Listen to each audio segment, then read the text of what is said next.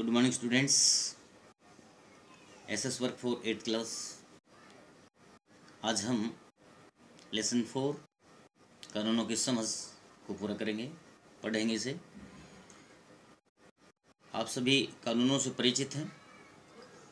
जैसा कि कानून बताता है, मताधिकार की आयु भी और विवाह की आयु भी, जो कि 18 वर्ष निश्चित की गई है।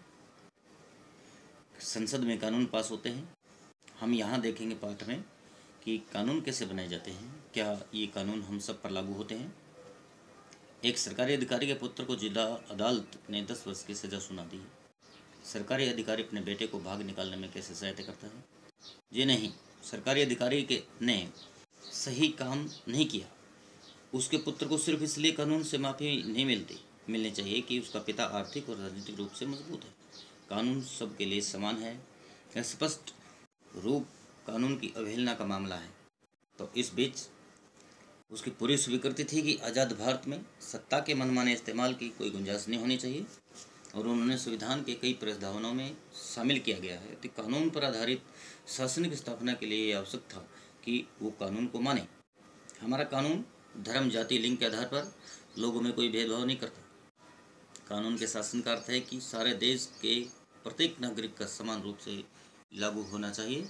कोई व्यक्ति कानून से ऊपर नहीं होना चाहिए, चाहे वह सरकारी अधिकारी हो या अमीर सेठ हो।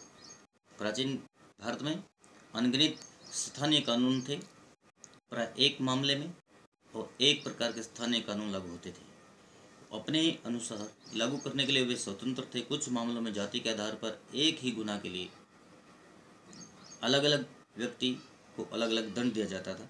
औपनिवेशिक शासनकाल के समय जो कानून पर आधारित व्यवस्था परिपक्व होती गई, जाति के आधार पर दंड देने में भेदभाव का चलन भी समाप्त होने लगा। इसी प्रकार रोलट एक्ट अंग्रेजों के मनमानेपन का एक और उदाहरण था, जो 10 मार्च 1919 को लागू कर दिया गया।